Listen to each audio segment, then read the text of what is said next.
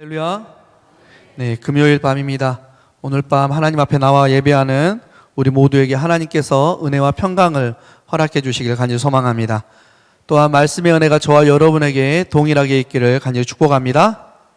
우리 최근호 목사님이 그러시죠. 아멘 하는 만큼 은혜 받으신대요. 말씀의 은혜가 저와 여러분에게 동일하게 있기를 소망합니다. 네, 자주 써먹어야 될 것 같아요. 네, 아주 좋습니다. 네, 오늘 우리가 함께 읽은 본문의 내용은요, 공관복음서라고 하는 마태, 마가, 누가복음에 모두 기록되어져 있습니다. 마태복음에서는 20장 29절에서 34절에 기록이 되어져 있고요, 누가복음에서는 18장 35절부터 43절에 기록되어져 있습니다. 그런데 공통된 기록이에요. 그런데 각 본문마다 조금씩 차이점이 있습니다. 먼저 누가복음과 마가복음은 그 내용이 거의 유사합니다. 그런데요, 누가복음에서는 이 맹인이 누구인가를 밝히지 않아요. 하지만 마가복음에서는 디메오의 아들 바디메오다라고 밝히고 있죠. 또 마태복음에서는요, 이 맹인이, 본문에 나오는 맹인이 디메오, 바디메오 한 사람이 아니라 맹인이 두 사람이었다라고 이야기를 하고 있습니다. 또 다른 차이점은요, 예수님께서 오라라고 말씀하셨을 때 그 부름의 앞으로 나아가는 구체적인 묘사는 이 오늘 우리가 함께 읽은 마가복음에만 있습니다. 그리고 마태복음에서는 믿음이라는 언급이 없고요, 직접 예수님께서 만져서 맹인들이 낫게 되었다라고 기록이 되어져 있습니다. 같은 사건임에도 불구하고 기록된 저자들마다 조금 다르게 기록을 한 것 같습니다. 하지만 오늘은요, 이 차이점에 집중하지 않고 오늘 우리가 함께 읽은 이 마가복음에 나오는 맹인 거지 바디메오에 집중해서 함께 말씀을 나눠보려고 합니다. 여리고에는요, 매우 유명한 거지 한 명이 있었습니다. 그 맹인 거지는 우리가 다 알다시피 디메오의 아들 바디메오였습니다. 그는 평소와 다르지 않게 길거리에 앉아서 좀 도와달라고 구걸을 했습니다. 그러던 중에 웅성거리는 소리를 들어요. 바디메오가 사람들에게 묻습니다. 무슨 일 있습니까? 그래서 사람들이 이야기를 해요. 나사렛 예수가 지나가고 있습니다. 그 말을 들은 바디메오가 갑자기 크게 소리칩니다. 다윗의 자손 예수여, 나를 불쌍히 여기소서. 그랬더니 사람들이요, 이 바디메오에게 좀 조용해라, 시끄러우니까 좀 잠잠해 라고 이야기를 합니다. 당시 거린들이 적선을 해달라고 소리치는 경우가 많이 있었습니다. 그리고 사람들은 그러한 거린들에게 조용히 하라고, 잠잠히 있으라고 호통을 치거나 그들을 윽박지르는 일들이 많았습니다. 그랬던 그들이었기 때문에 바디메오가 다윗의 자손 예수여, 나를 불쌍히 여기소서라고 소리쳤을 때 조용해라, 잠잠해라 라고 말했습니다. 그런데 그런 그들의 모습에 화가 났을까요? 바디메오가 잠잠하기는커녕 더 큰 소리로 다윗의 자손 예수여, 나를 불쌍히 여기소서라고 더 크게 소리칩니다. 이 바디메오의 외침을 들은 예수님이 가던 길을 멈추고요, 방금 소리친 사람, 방금 크게 나를 부른 사람을 앞으로 데리고 와라 라고 합니다. 그제서야 사람들이 바디메오에게 예수께서 부르시니 앞으로 나가십시오 라고 이야기를 해요. 그 말을 들은 바디메오가 자신이 덮고 있던 겉옷을 내버리고요, 뛰쳐나가던 예수님 앞에 나갑니다. 바디메오를 본 예수님이 물어요. 내가 내게 무엇을 해주기를 원하느냐? 맹인 바디메오가 이야기합니다. 선생님, 제가 보기를 원합니다. 바디메오의 대답과 함께 예수님은 내 믿음이 너를 구원했다라고 말씀함과 동시에 바디메오가 앞을 보게 되죠. 그리고 길에서 예수의 뒤를 따랐다라고 오늘 마가복음은 기록하고 있습니다. 이러한 내용의 스토리가 담겨져 있는 오늘 본문인데요, 오늘 바디메오와 예수님 사이에서 일어났던 일들을 통해서 우리가 하나님의 은혜를 함께 나눠보고자 합니다. 오늘 이 마가복음 10장 46절부터 52절까지의 말씀을 이끌고 나가는 화자, 이 화자가 누군가요? 예수님이 아니죠. 마가도 아닙니다. 오늘 이야기를 이끌고 나가는 화자는 맹인 바디메오였습니다. 여러분도 귀가 따갑게 들었겠지만 당시의 맹인은요, 사회적 약자에 속했고요, 그의 부모가 혹은 그가 죄가 있어서 하나님께 벌을 받아 맹인이 되었다라고 생각을 했습니다. 그렇기 때문에 무시되기가 일쑤였어요. 그런데 오늘 그렇게 평소에 사회적 약자로서 무시되었던 바디메오가 예수님께서 기적을 베푸실 자리를 마련합니다. 맹인 바디메오는 어떻게 해서 오늘 본문을 이끌고 나갑니까? 소리치죠. 다윗의 자손 예수여, 나를 불쌍히 여기소서라고 소리칩니다. 하지만 이 소리치름, 이 외침은요, 벽에 부딪히고 말아요. 평소에 자신으로 하여금 잠잠하게 만들었던 이들, 즉 자신보다 힘이 있고 자신보다 더 의롭다고 여겨졌던 그들에게 잠잠해라, 좀 조용히 좀 해 라고 윽박지름을 당하면서 저지를 당하게 되죠. 사실 바디메오에게 있어서 이러한 경험은 특별한 게 아니었어요. 평소에도 한 푼만 주십시오 이렇게 도와달라고 적선을 구했을 때 사람들은 평소에도 조용히 하라고, 잠잠하라고 이야기했거든요. 그렇기 때문에 평소 같았으면 금방 조용했을 겁니다. 그런데 그날따라, 오늘 본문에 나오는 그날따라 바디메오는 잠잠하라는 꾸지람에도 불구하고 더 크게 소리칩니다. 다윗의 자손 예수여, 나를 불쌍히 여겨주십시오. 여러분, 바디메오의 이러한 모습에 어떤 감정을 느끼십니까? 저는 참 대단하다라는 생각을 했어요. 평소 같았으면 자신보다 권력이 있고 힘 있고 사회적 위치도 높은 사람들의 한마디에 아무 소리도 못 내었던 이가 오늘따라 크게 소리치는 그 모습이 참 대단하다라고 느꼈을 것 같아요. 그러면 왜 바디메오는 평소 같았으면 조용했을 텐데 이날따라, 본문에 나오는 이날따라 더 큰 소리로 외칠 수 있었을까요? 그 용기가 어디서 나왔을까요? 그것은요, 바로 내가 지금 부르는 사람, 그 사람은 다른 사람들과 같은 사람이 아니라 우리가 기다리던 메시아다라는 마음이, 그 믿음이 바디메오에게 있었기 때문입니다. 이러한 사실을 알 수 있는 지점이 바로 다윗의 자손이라는 문구입니다. 이스라엘 사람들에게 있어서 이 메시아 사상은요, 메시아는 다윗의 혈통으로부터 나온다라는 그러한 사상을 가지고 있었어요. 그렇기 때문에 다윗의 자손이여 라고 부르는 것은 메시아여 라고 부르는 것과 같은 의미를 가지고 있었습니다. 그렇기 때문에 맹인 바디메오의 다윗의 자손이라는 말은 그냥 흘려들을 수가 없는 말인 거죠. 오늘 본문 47절 말씀 우리 같이 한번 읽어볼까요? 47절입니다. 같이 읽겠습니다. 나사렛 예수시란 말을 듣고 소리질러 이르되 다윗의 자손 예수여, 나를 불쌍히 여기소서 하거늘. 아멘. 47절 말씀을 잠깐 볼까요? 47절 말씀을 보면은요, 예수님을 지칭하는 단어, 즉 바디메오에게 사람들이 예수가 누구인가를 알려주는 단어가 나와요. 그것이 무엇이죠? 나사렛 예수 맞습니다. 나사렛 예수입니다. 그런데 이 나사렛 예수라는 말은요, 예수님의 신성보다는 예수님의 인성, 예수님의 인간됨을 더 강조하는 말이었어요. 즉 바디메오에게 그가 누군가를 알려주는, 나사렛 예수시다라고 알려주는 사람들은요, 예수님을 메시아로 보지 않았다라는 거예요. 한 명의 선지자, 우리에게 가르침을 준 선생님으로 보았다라는 겁니다. 하지만 맹인 바디메오는 달랐어요. 그는 나사렛 예수가 아니라 무엇이라 불렀죠? 다윗의 자손 예수여 라고 불렀습니다. 참 대단한 믿음입니다. 그리고 그러한 믿음 때문에 맹인 바디메오는 오늘 잠잠하라는 말을 뚫고 다윗의 자손 예수여, 나를 불쌍히 여기소서라고 외칠 수가 있었습니다.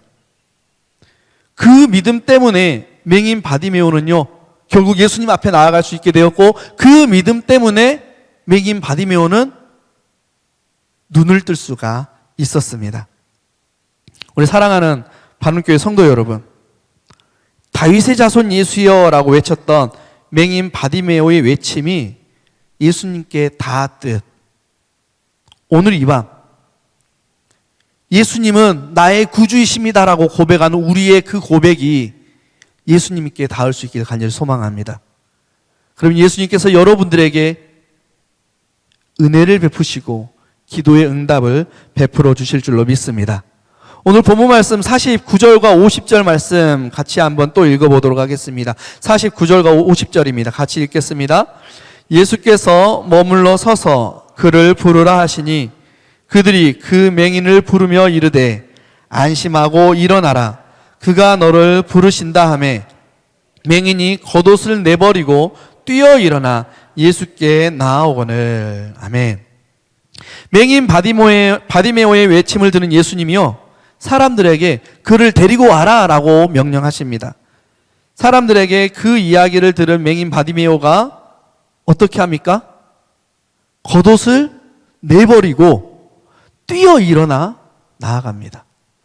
우리가 글로 읽으니까 잘 상상이 안 될 텐데요, 아마 국어를 하느니라고 무릎 꿇고 쪼그려 앉아 있었을 거예요. 그렇죠? 그리고 겉옷은 이렇게 입는 옷이 아니었어요. 위에 덮는 옷이었습니다.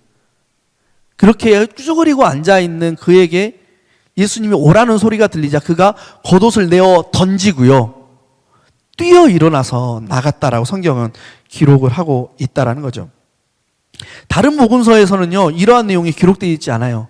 그냥 나왔다, 혹은 예수님께서 그의 앞으로 갔다라고만 기록을 하고 있습니다. 그렇기 때문에 마가복음이 조금 더 재미있다라는 생각을 했습니다. 겉옷을 던져버렸다라고 했어요. 내어버렸다라고 했습니다. 당시 겉옷은요, 자신의 생명을 지킬 수 있는 최후의 보루였습니다. 여러분 이스라엘에 가보셨으면 아시겠지만 일교차가 매우 크죠. 그렇기 때문에 밤에 겉옷은 가난한 이들에게 자신의 목숨을 유지할 수 있는 최후의 보루였습니다. 그래서 레위기서에서는 겉옷을 담보로 잡혔을 경우에는 저녁에 그 겉옷을 돌려주어야 한다라고까지 이야기를 하고 있어요. 즉 이 맹인 바디메오에게 있어서 이 겉옷은요, 자기가 가진 전부였습니다. 그런데 예수님께서 내게 나와라 라는 말을 하시자 바디메오가 자신의 전부였던 겉옷을 내어버리고 예수님께 나갔습니다. 사랑하는 여러분, 예수님께서 여러분을 부르실 때 여러분은 어떻게 하시겠습니까? 우리는 어떻게 해야 할까요? 오늘 바디메오처럼 우리의 모든 걸 버리고 예수님 앞에 나아갈 수 있겠습니까? 그러한 믿음이 저와 여러분에게 있길 간절히 소망합니다. 근데 어떻게 나갔다고 이야기해요? 뛰어 일어나 나갔다라고 그래요. 무릎을 꿇고 있던 상태에서요, 펄쩍 뛰어서 예수님 앞에 나갔답니다. 사랑하는 우리 여러분, 우리에게 이렇게 펄쩍 뛸 만한 기쁨이 있기를 간절히 소망합니다. 건강의 회복 좋습니다. 펄쩍 뛸 만한 기쁨이죠. 자녀의 잘됨 너무 좋습니다. 펄쩍 뛸 만해요. 사업의 성공과 좋은 직장의 취업 너무 좋죠. 펄쩍 뛸 만합니다.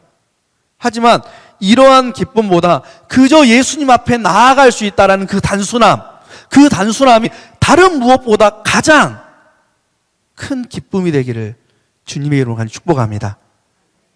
계속해서 이야기는 진행되어지고 있습니다. 51절부터 52절 2절 말씀 우리 같이 한번 읽어보도록 하겠습니다. 같이 읽습니다. 예수께서 말씀하여 이르시되 내게 무엇을 하여 주기를 원하느냐? 맹인이 이르되 선생님이여 보기를 원하나이다. 예수께서 이르시되 가라 내 믿음이 너를 구원하였느니라 하시니 그가 곧 보게 되어 예수를 길에서 따르니라. 아멘. 바디메오가 예수님의 부름에 겉옷을 내어버리고 펄쩍 뛰어나 예수님 앞에 나갔습니다. 그러자 예수님이 물어요. 내가 너에게 무엇을 해주기를 원하느냐? 그러자 맹인 바디메오가 뭐라고 이야기합니까? 선생님, 보기를 원합니다 라고 이야기를 해요.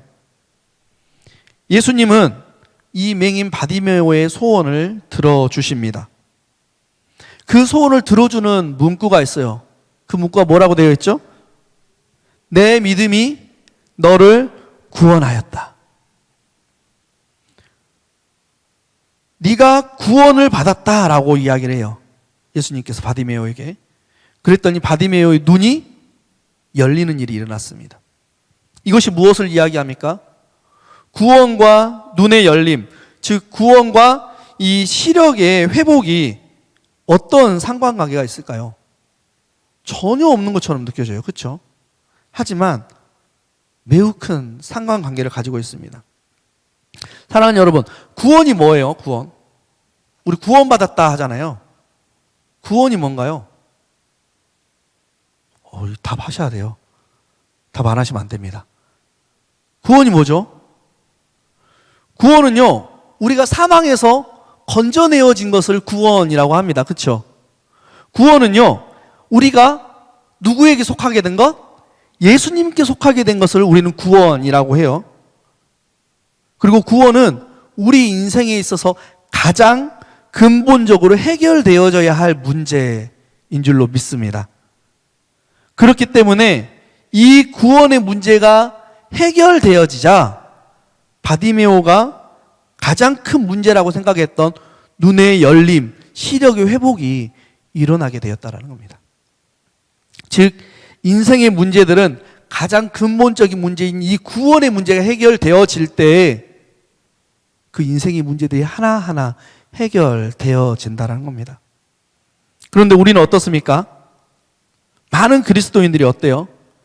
이 인생의 가장 근본적인 문제를 놓고 기도하기보다는 눈에 보이는 문제들을 놓고 하나님 앞에 그리고 예수님 앞에 내어놓기 급급하죠. 물질의 문제, 취업의 문제, 이성의 문제, 결혼의 문제, 자녀의 문제, 직장의 문제, 관계의 문제들 말입니다. 그런 기도가 중요하지 않다라는 게 아니에요. 매우 중요합니다. 해야 합니다. 얼마든지 그 기도 제목을 놓고 하나님 앞에, 예수님 앞에 기도할 수 있습니다. 그 문제가 얼마나 힘겨우면 그것들을 내어놓고 기도하겠습니까? 저도 그렇게 자주 기도하거든요. 하지만 우리 사랑하는 성도 여러분, 그러한 문제를 해결받기 위해서는요, 가장 먼저 해결되어져야 하는 문제가 있습니다. 바로 구원의 문제인 줄로 믿습니다. 사랑하는 여러분, 구원 받으셨습니까? 구원 받으셨습니까? 하나님께서 여러분이 아멘한 이 순간부터 우리의 문제를 하나하나 해결해 나가실 줄로 믿습니다. 우리가 구원의 문제가 해결되어지면 다른 문제는 저절로 해결되어진다는 게 오늘 말씀에 우리에게 주시는 은혜인 줄로 믿습니다. 말씀을 정리를 하겠습니다. 우리 사랑하는 성도 여러분, 오늘 이 밤에요, 예수님께서 우리 앞에 서 계십니다. 예수님께서요, 내 아들아, 내 딸아, 내 앞으로 와라. 오늘 이 밤 우리를 그렇게 부르시고 계십니다. 이제는 우리가 움직여야 할 때예요. 소리 지를 때입니다. 다윗의 자손 예수님, 나의 구원자 예수님, 나를 불쌍히 여겨주십시오. 그렇게 우리가 주님께 부르짖으면요, 주님께서 우리 앞에 오시고 또 우리로 하여금 그 앞에 나오게 하실 줄로 믿습니다. 그래서 물으실 거예요. 내가 너에게 무엇을 해주기를 원하느냐? 내가 너에게 무엇을 해주기를 원하느냐? 여러 기도 제목이 있을 거예요. 다 내어놓으세요. 하나님 이것도 해주시고요, 주님 이것도 해주시고요, 이 문제도 해결해 주세요. 그리고 그것에 앞서 내게 구원의 확신을 허락해 주세요. 우리가 그렇게 기도하면 하나님께서 우리를 긍휼히 여기시고 구원의 문제도 해결해 주시고 인생의 문제도 해결해 주실 줄로 믿습니다. 그렇게 하나님의 은혜를 누리는 저와 여러분 되기를 간절히 축원합니다.